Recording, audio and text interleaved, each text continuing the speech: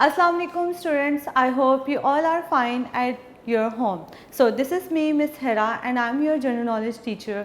आज हम लोग पढ़ेंगे द यूनिट नंबर 2 जिसका नेम है resources and their classification. Resources mean the वसाइल एंड देयर क्लासिफिकेशन. इसकी हम टाइप्स पढ़ेंगे कि कितनी टाइप्स होती हैं. इस यूनिट में रिसोर्सेज के बारे में बताया गया है कि रिसोर्सेज क्या होते हैं. रिसोर्सेज का मतलब होता है जैसे हम अपने डेली रूटीन में बहुत सी हमें नीड्स की और बेनिफिट्स की ज़रूरत होती है ज़िंदगी गुजारने के लिए, और ये जो हमारे बेनिफिट्स और जो नीड्स होते हैं ये हमारे रिसोर्सेज पे डिपेंड करते हैं. जैसे कि 3 टाइप्स ऑफ रिसोर्सेज होते हैं. First one is the natural resources, second human resources and third is a capital resources.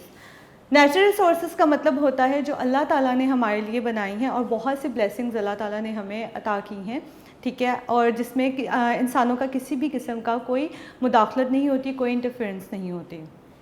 And the human resources का मतलब होता है जिसमें ह्यूमन अपनी स्किल्स से और अपनी एबिलिटी के तौर पे किसी चीज़ को सरअंजाम देते हैं जिससे वो बहुत ज़्यादा अर्निंग कर सकते हैं और अपने बेनिफिट्स हासिल कर सकते हैं.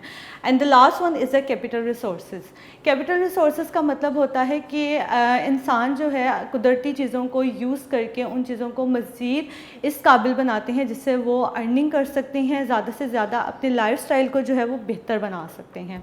ठीक है, इस यूनिट में हम लोग पढ़ेंगे द गुड्स एंड सर्विसेज के बारे में. कि गुड्स का मतलब होता है जो हमारे सामान होते हैं, जिन चीज़ों को हम लोग अशिया को यूज़ करते हैं, जैसे हमारी खाने पीने की, पहनने की, रेजिडेंस वगैरह सब चीज़ें इनमें इंक्लूड होती हैं. एंड सर्विसेज हमारी क्या होती हैं? सर्विसेज होती हैं जो हम लोग जिससे हम लोग लोगों को कोई बेनिफिट्स दे सकते हैं अपने स्किल्स के साथ, अपनी एबिलिटी के साथ.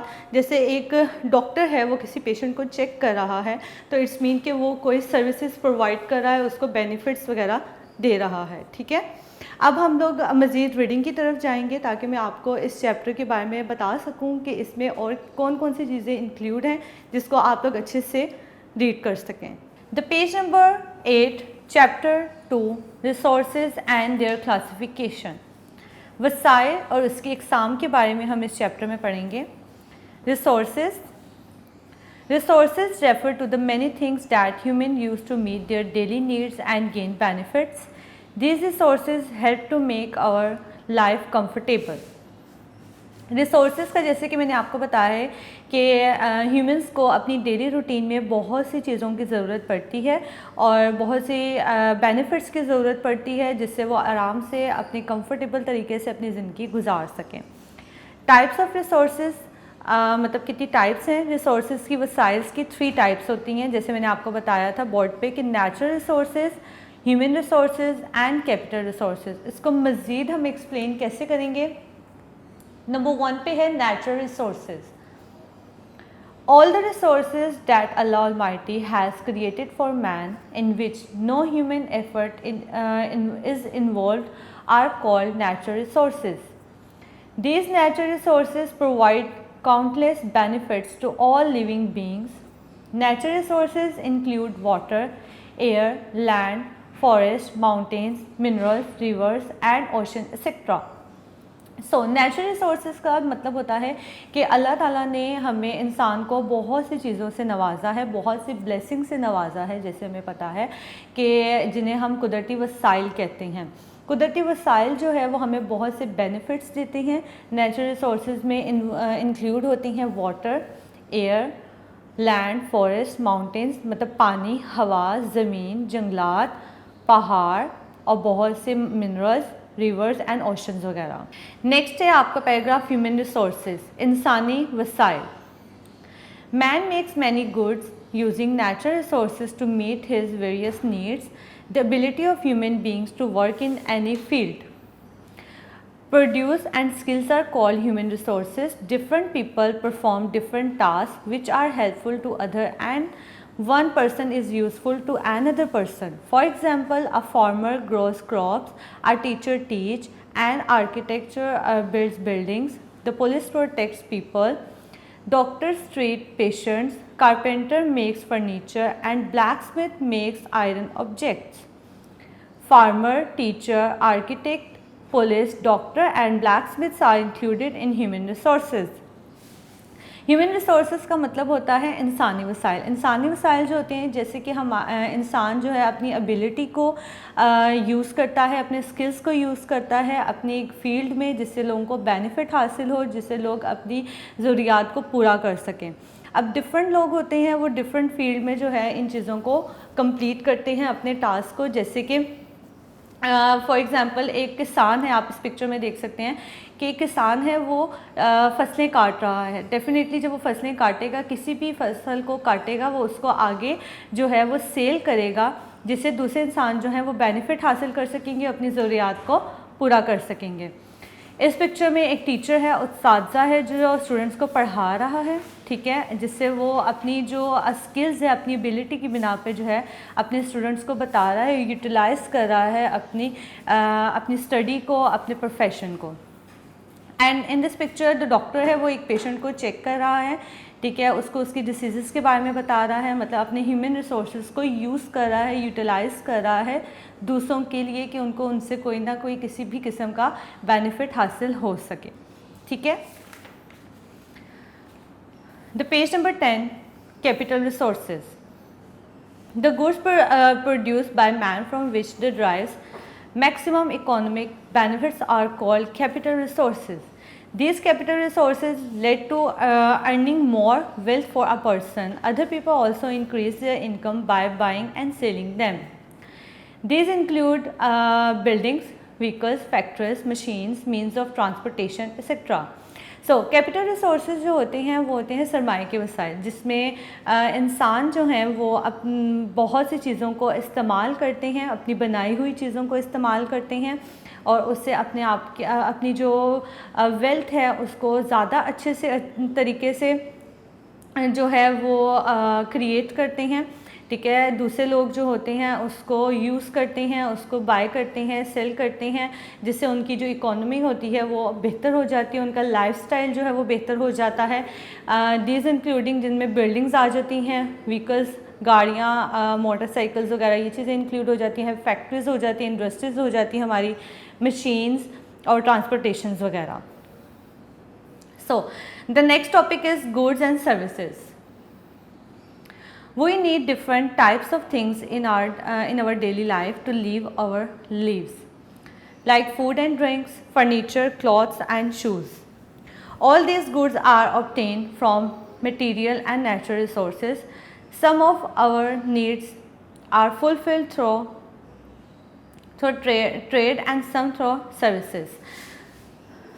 Goods mean the things used for trade, sale and purchase.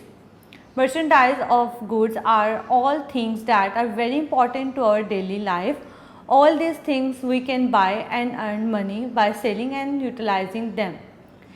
These include all the items used in our homes, schools and offices. So goods and services का मतलब होता है, पहले मैं आपको बताऊंगी गुड्स का क्या मतलब होता है। गुड्स का मतलब होता है कि हमें बहुत सी डिफरेंट चीज़ों की ज़रूरत पड़ती है अपनी ज़िंदगी गुजारने के लिए, जैसे कि मैंने आपको बताया था कि खाने की, पीने की, फर्नीचर की, रहने की, कपड़ों की, इन सब चीज़ों को जो है हम क्या कहते हैं, गुड्स, ठीक है। और ये तमाम चीज़ें जो होती हैं हमारी नेचुरल रिसोर्सेज से भी हमें मिलती हैं और कुछ हमारी ह्यूमन रिसोर्सेज से भी हम प्रोवाइड करते हैं, जिससे हमें फ़ायदा हासिल होता है, किसी किस्म का बेनिफिट हासिल होता है, ठीक है। गुड का मतलब होता है वो चीज़ें जो हम लोग सेल भी कर सकते हैं, परचेज़ भी कर सकते हैं, ठीक है। मर्चेंडाइज़ का मतलब होता है माल तिजारत। माल तिजारत का मतलब कि हम बहुत सी चीज़ों को जो है, जो हमारी ज़िंदगी में बहुत ज़्यादा इम्पोर्टेंट रखती हैं, उन चीज़ों को हम लोग बेचकर बहुत सी पैसे कमा सकते हैं और उन अपनी ज़रूरियात को, कुछ चीज़ों को ख़रीद कर हम अपनी ज़रूरियात को भी पूरा कर सकते हैं। सर्विसेज, सर्विसेज का मतलब होता है खिदमात, ठीक है। खिदमात जो होती हैं, we need many people to survive. We depend on each other to fulfill the necessities of life. For example, doctors treat patients and teachers provide education. The tailors use the clothes, and there are many other tasks by which we serve each other.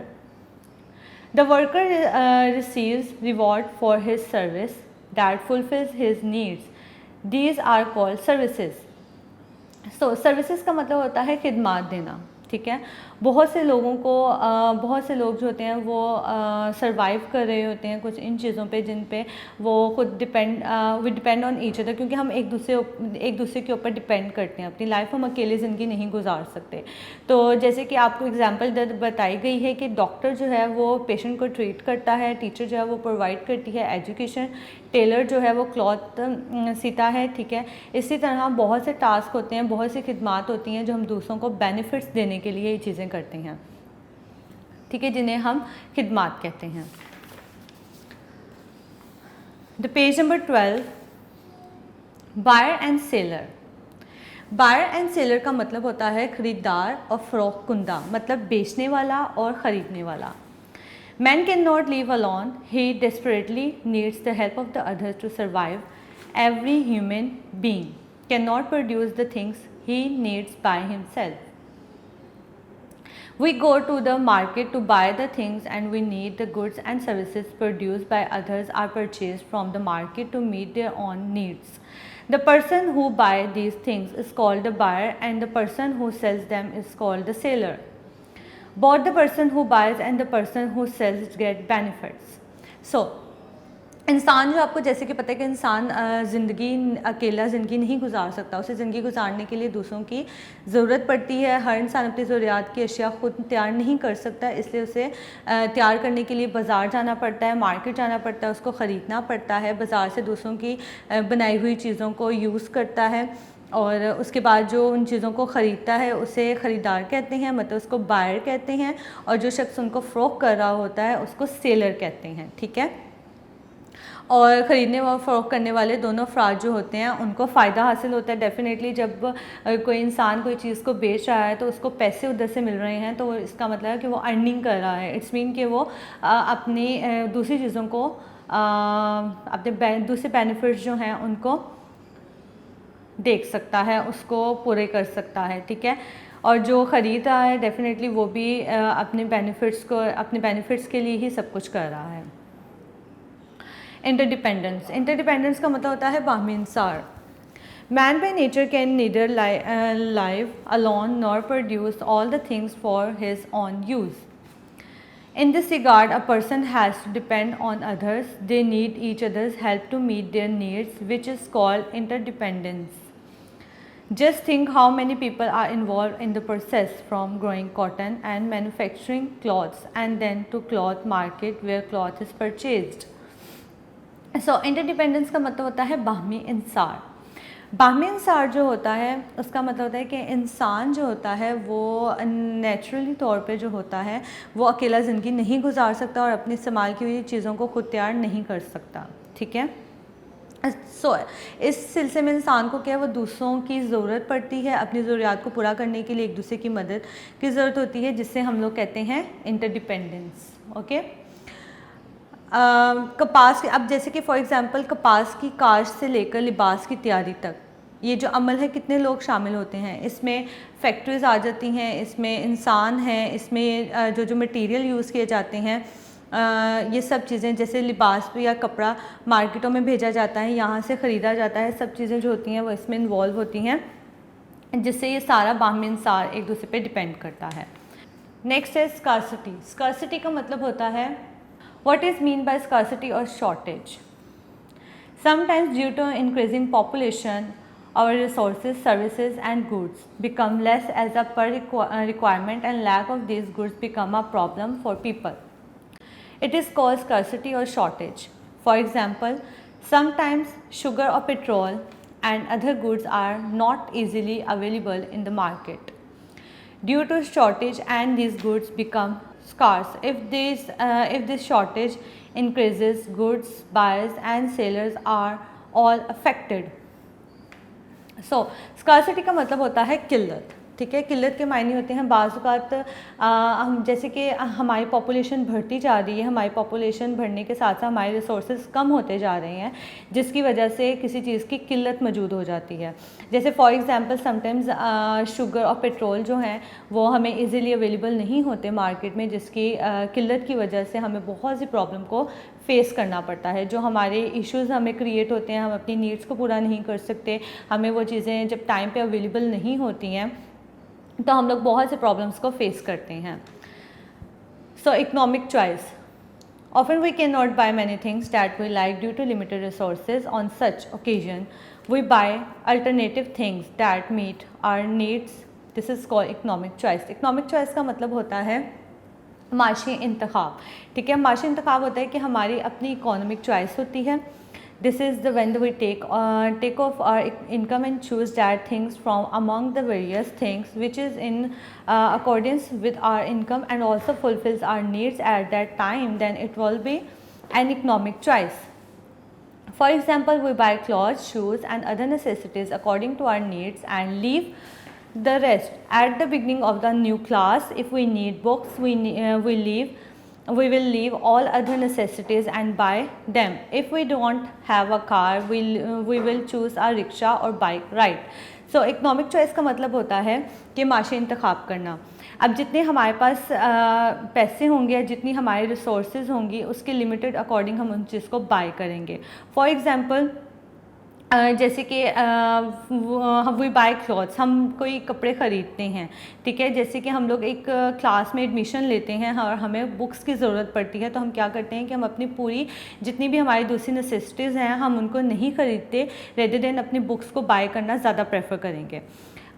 If we don't have a car, अगर हमारे पास गाड़ी नहीं होगी तो हम लोग definitely rickshaw या बाइक राइड को ही प्रेफर करेंगे, बिकॉज हमारी इतनी इकोनॉमिक जो है वो हमें अलाउ नहीं करेगी कि हम किसी अच्छी चीज़ की तरफ जाएं, तो हम इतनी रिजनेबल चीज़ के ऊपर जाएंगे जिसको हम लोग ईज़िली बाय कर सकते हैं। So the page number 15 exercise. Question number 1, choose the correct answer. The types of resources are, कितनी टाइप्स हैं रिसोर्सेज की? 2, 3, 4। 3। Water, air, land and forest etc. are natural resources, human resources, material resources. Natural resources. The right option is A. The skills, talents and ability of human beings are called natural resources, human resources, material resources. The right option is human resources. Buildings, factories and means of transportation etc. are called natural resources, capital resources या mutual resources, mutual support. So the right option is capital resources.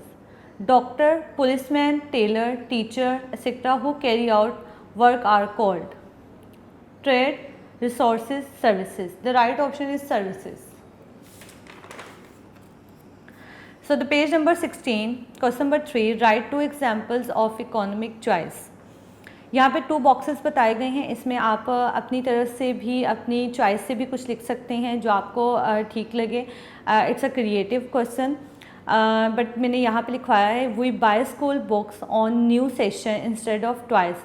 हम new books जो है वो bye करेंगे instead of twice के। अगर हमारी economy जो है वो हमें अलाउ करती है कि हम उन टॉयज़ को एक्सपेंसिव टॉयज़ की तरफ ना जाएं, बल्कि जिस चीज़ की हमें ज़रूरत है हम उस चीज़ को बाय करें। And the second option is we buy economical clothes rather than expensive clothes. हम एक्सपेंसिव, अगर हमारी इकोनॉमी जो है उस चीज़ को अलाउ नहीं करती कि हम एक्सपेंसिव क्लॉथ्स को जो है वो ख़रीदें, बाय करें, तो इससे अच्छा है कि हम कोई इकोनॉमिक क्लॉथ्स को बाय करके अपनी ज़रूरियात को पूरा कर सकें। Question number 4, fill in the blanks by writing the appropriate words. Point 1, flour, sugar and ghee are not available in the market. This situation I call, the answer is shortage. I wanted the book and I also wanted the toys, but I bought the book. This situation is called economic choice. Economical choice भी कह सकते हैं आप, economic choice भी कह सकते हैं। My father makes carpet and sells it. It's called seller, क्योंकि उसके फादर ने जो है वो कारपेट को सेल किया तो डेफिनेटली वो सेलर कहलाएंगे। I bought my self school shoes, I am a buyer. मैंने अपने स्कूल शूज़ जो हैं वो ख़रीदे, it's mean buyer. We can not do all our work by our self, so we need help from other people. This called is called interdependence. जैसे मैंने आपको बताया, इंटरडिपेंडेंस का मतलब होता है बाहमी इंसार करना। ठीक है, आई होप आप लोगों को इसकी रीडिंग वगैरह समझ आ गई होगी, उसकी एक्सरसाइज समझ आ गई होगी। अब इसको हम लोग मज़ीद कंटिन्यू करते हैं, इसको मैं मज़ीद एक्सप्लेन करती हूँ। स्टूडेंट्स, हम लोगों ने यूनिट नंबर 2, जैसे कि मैंने आपको रीडिंग भी बताई है और आपको मैंने बोर्ड पे भी कुछ एक्सप्लेन किया था। अब हम इसके क्वेश्चन आंसर्स की तरफ जाते हैं। शॉर्ट क्वेश्चन आंसर्स जैसे कि मैंने और आपके नोट्स पे करवाए हुए हैं, एंड इसका जो बुक वर्क है वो भी आपके नोट्स पे ही है, और लॉन्ग क्वेश्चन आंसर्स हम कॉपी पे अटैम्प्ट करते हैं। मैं इनको एक्सप्लेन कर देती हूँ आपको कि जब आप लोग लर्निंग करेंगे तो आपको पता हो कि आप लोगों ने किस तरह से इसको लर्न करना है। So the question number 1, what is mean by resources. Resources का क्या मतलब होता है? Resources refer to the many things that human use to meet their daily needs and gain benefits. These resources help to make our daily life comfortable. Resources का क्या मतलब होता है? रिसोर्सेज का मतलब होता है कि बहुत सी चीज़ें, जैसे मैंने आपको रीडिंग में बताया है कि ह्यूमंस को बहुत सी चीज़ों की ज़रूरत पड़ती है, बहुत से बेनिफिट्स को जो है वो गेन करते हैं अपनी ज़िंदगी गुजारने के लिए, अपनी ज़िंदगी को बेहतर बनाने के लिए, कंफर्टेबल बनाने के लिए, जिन्हें हम रिसोर्सेज वसाइल कहते हैं। Question number 2, how many types of resources are there, also write their names. There are generally 3 types of resources: natural resources, human resources, capital resources. कितनी टाइप्स होती हैं रिसोर्सेज की? 3 टाइप्स होती हैं: natural, human and capital. Question number 3, what is mean by scarcity और shortage. Answer, sometimes due to increasing population our resources, services and goods become less and lack of these goods becomes a problem for people. It is called scarcity or shortage. किल्लत का क्या मतलब होता है? बाज़ औक़ात population ज़्यादा होने की वजह से हमारे जो रिसोर्सेज होते हैं और सर्विसेज होती हैं वो बहुत ज़्यादा कम हो जाती हैं, जिसकी वजह से लोग जो हैं वो बहुत ज़्यादा प्रॉब्लम फेस करते हैं, जिसे हम किल्लत कहते हैं। Why is economic choice needed. जो इकोनॉमिक चॉइस है उसकी हमें ज़रूरत क्यों पड़ती है? We cannot buy many things that we like due to limited resources. On such occasion, we buy alternative things that meet our needs. This is called economic choice. हमें economic choice की क्यों ज़रूरत पड़ती है? क्योंकि हम लोग बहुत सी चीज़ों को ख़रीद नहीं सकते, हमारे पास एक लिमिटेड रिसोर्सेज होते हैं, लिमिटेड वसाइल होते हैं, जिसकी वजह से हम लोग उन चीज़ों को ज़्यादा प्रेफर करते हैं जो हमारे इकोनॉमी में भी आ जाती हैं और हम उसको इजीली बाय कर सकते हैं। जैसे मैंने आपको एक एग्जांपल भी बताई थी कि जैसे अगर स्कूल में कोई बच्चा न्यू एडमिशन लेता है, न्यू क्लास में जाता है, तो उसको बुक्स की ज़रूरत पड़ती है। वो मार्केट में बुक्स बाय करने के लिए जाता है, लेकिन उसको कोई टॉय पसंद आ जाता है, लेकिन वो टॉय को बाय नहीं करेगा बिकॉज उसकी ज़रूरत सिर्फ बुक्स की है, तो वो उन अपने पैसों को जो है वो बुक्स ख़रीदने को ज़्यादा प्रेफर करेगा। So question number 5, what is the difference between goods, merchandise and services? Goods means the things used in our daily life. We need different types of things in our daily life to live our lives, like food and drinks, furniture, clothes and shoes, etc. We depend on each other to fulfill the necessities of life. For example, doctors treat patients and teachers provide education. These are called services. Goods का मैंने आपको बताया था, merchandise भी तजारत माल होता है, सामान होता है, जिन चीज़ों को गुड्स होती हैं, जैसे कि हमारी डेली रूटीन में यूज़ होने वाली चीज़ें, हमारा फूड, ड्रिंक, फर्नीचर, क्लॉथ्स और शूज़ वगैरह। ठीक है, and we depend on each other, और हम एक दूसरे के ऊपर डिपेंड करते हैं। ठीक है, हम अपनी नेसेसिटीज़ को जो है वो पूरा नहीं कर सकते अकेले, तो हम लोग दूसरे इंसान पे डिपेंड करते हैं। जैसे डॉक्टर जो, अगर हम बीमार हो जाते हैं तो हम अपना इलाज खुद से नहीं कर पाते हैं, तो हम लोग डॉक्टर के पास जाते हैं। अब हमें एजुकेशन हासिल करनी होगी तो हम लोग किसी स्कूल या कॉलेजेस में एडमिशन लेंगे, दैन हम लोग कोई भी टीचर होगा वो हमें प्रोवाइड करेगा एजुकेशन, जिससे हम लोग आगे जाकर अपनी किसी भी प्रोफेशन में जाकर हम उस चीज़ को प्रोवाइड कर सकेंगे, उसको डिस्क्रिमिनेट नहीं करेंगे, जिसे हम लोग सर्विसेज कहते हैं। ओके, उम्मीद है कि आपको इस यूनिट की समझ आ चुकी हुई होगी। अब आप इसको घर पे एक अच्छे से रीड आउट करिएगा।